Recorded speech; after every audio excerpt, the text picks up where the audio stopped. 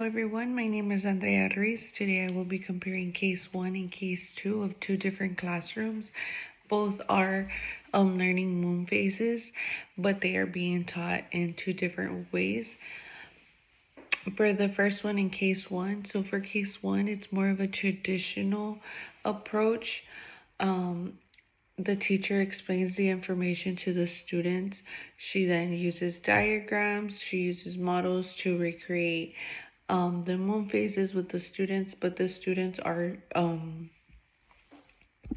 doing exactly as they're told, so they're following exact directions. Um, in case 1, the teacher focuses more mainly on the students learning the vocabulary and learning the facts of the moon phases, versus in case 2 is more of a inquiry based approach. This is Miss Lee. She has her students asking questions. She spends time having the students observe the moon phases rather than her explaining the information like in case 1.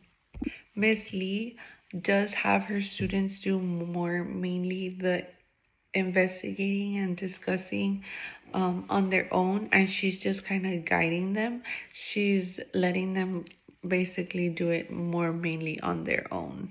So after reading both cases, what stood out to me the most was in case 2 with Miss Lee's classroom. Um, what stood out the most to me was the ownership. So they worked on their own to figure everything out on their own. So in that classroom, there was a lot of ownership because she did let them basically explore and figure out everything about the moon phases on their own. So research does show that science is taught and learned best when there's more hands-on activities involved in the learning process, which was shown a lot more in case 1 rather than in case 2. It supports students with the different learning needs because they are able to explore multiple ways to participate and show their understanding rather than just having exact directions given to them and them just following along.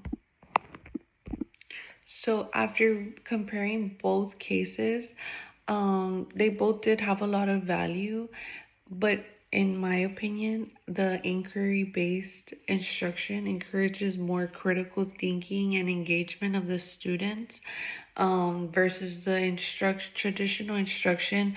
It tends to be more teacher-centered, and the inquiry-based is more student-centered. So the students have more opportunity to collaborate and explain their thinking and learn from one another.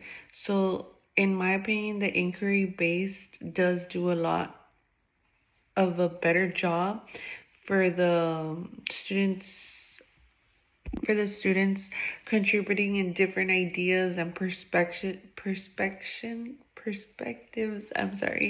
which helps everyone feel involved.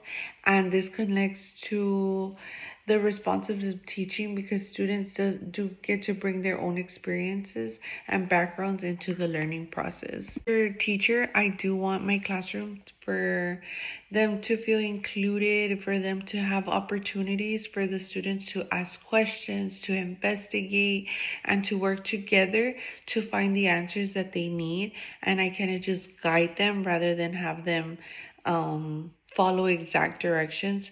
I still value the direct instruction when needed, but I do want my students to be active participants in learning rather than just memorizing the facts for a test.